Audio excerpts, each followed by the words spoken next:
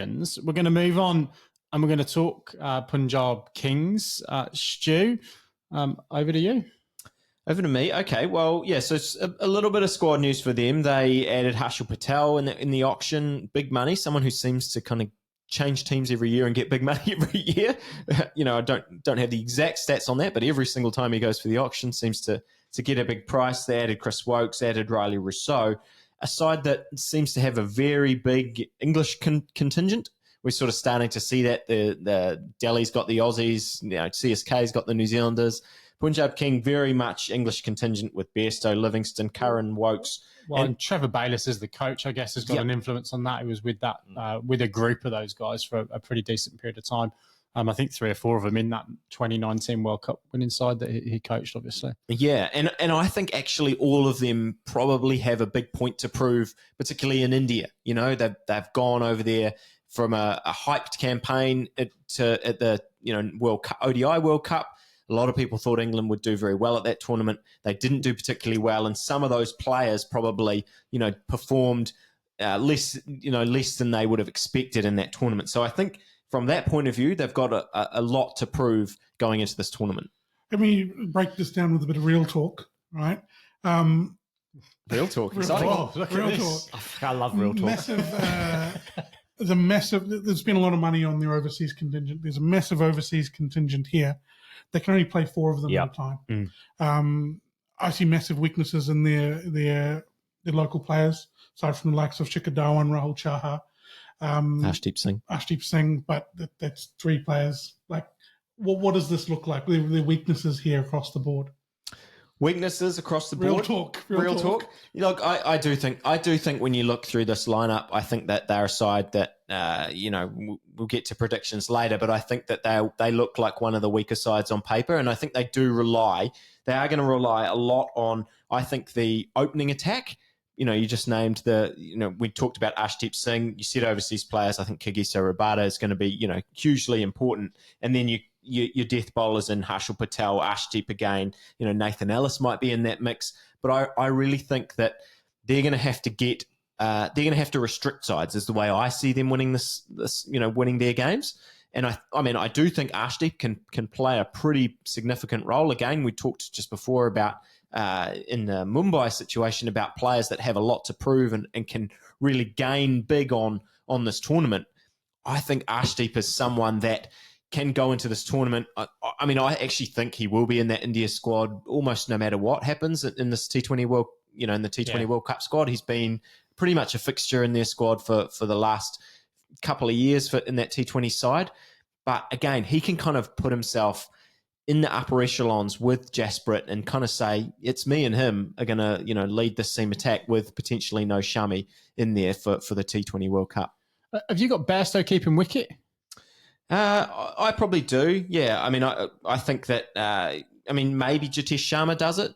He's probably someone, I think they probably might both end up being in the lineup anyway. I really think, talking about those English guys is quite interesting. I think for them to perform well in this tournament, you're going to need big tournament from Bairstow. In particular, I think you're going to need a big tournament from Sam Curran. Yeah. We think about, I'm interested to get your point of view really, Binksy, because he was someone that you famously or infamously on this podcast said. Are we going to bring this up again? He said that he might be the next Jacques Kallis. That we kind of haven't seen that, but I would say 2 years ago, we saw him win a T20 World Cup and be the player of the final, was one of the best T20 players in the world, probably about when he got this gig. He's been pretty disappointing, I think, since then, and isn't really hitting those heights. I think he averaged about 40 with the ball, 48 with the ball in 2023. He's going to have a big year, I think, for them to turn it around. Yeah, well, look, firstly, if anyone knows of any AI that can go back and listen to all of our podcasts, and please text me with some of the stupid shit that these boys have said at some point, because there's plenty of it, believe me. Look, I think he's now really only a white ball player for England. I think he's red ball aspirations. I think with the emergence of some of the guys like Gus Atkinson and probably Ollie Robinson and a bunch of other options with the newer cricket ball. He's only going to play white ball cricket now, so I think he's at a stage where he's almost got to have a little bit of a reinvention and go, right, I'm going to be focusing on that. He's still a relatively young man, so that's not to say that he doesn't sort of come back and maybe reinvigorate his test options at some point, but I don't think he's going to do it during the next 18 months through this Stokes and Stokes and McCullum regime, which seems strange actually, because he seems exactly the type of player that would probably prosper in that environment. But look, absolutely, he needs to have a big tournament. I can't see him and Woakes playing. They're pretty similar. Woakes probably slightly better with the ball, and Curran, I think, are better. I said at the time, and I still maintain that if he'd have actually nurtured it, he'd have been a better batter than bowler. He's probably going to end up now as a pretty much a bits and pieces, Simon O'Donnell type sort of cricketer that's relatively white ball focused, and even with bat and ball. But look, and I can see Baldy rolled in his eyes at that comment. And look, I think Livingstone as well has dropped off from that England perspective. He's no longer really someone that you're going to probably squeeze into that side. I don't think from an England perspective. I'm talking about in this context, though, he is a match winner. No, I don't think he is. You don't think he is? Again, he's a little bit of a one-trick pony. To be honest, he bowled off. Let's not even talk about it. He bowled offies and leggies, and then it's 2 sixes a game. Okay, he might get you 12 off 2, but and win you one game. But to use Baldy's over and unders, he's definitely under 2.5 man of the match performances. Stuart, who do you have as the fourth overseas player? Because I think it's probably fair to say that Riley Rousseau, Bairstow, and Rabada are locks. I think you have to have Rousseau on that side, given his form in the last sort of 24 months or so.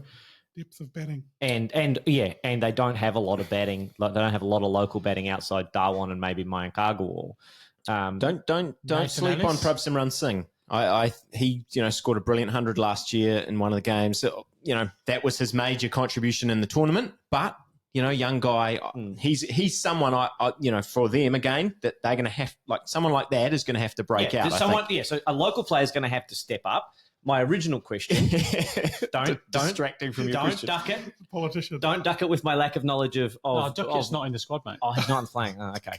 Livingstone, Curran, Ellis, Woakes. He probably taught everyone how to play T20 cricket. Stuart, answer the question. I actually think Bairstow.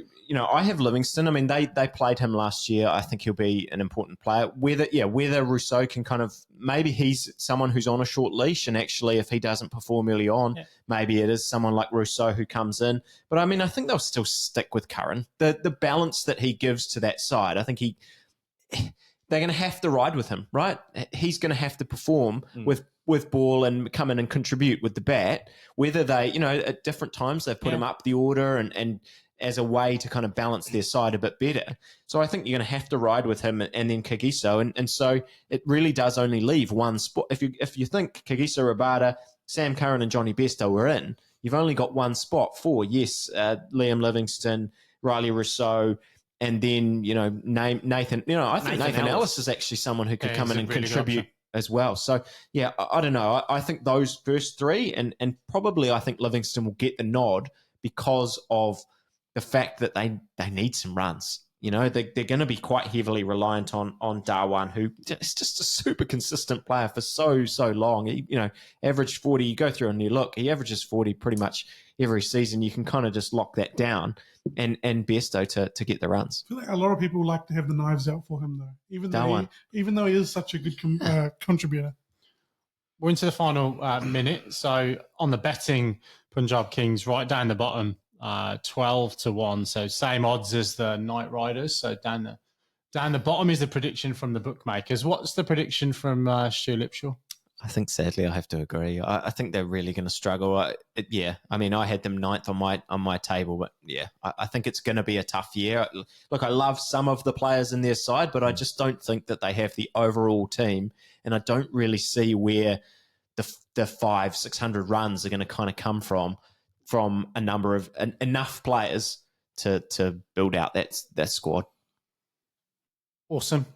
Well, as we said, we'll come on to predictions for the tournament at the end of the end of the show. But that does wrap up the Punjab Kings preview.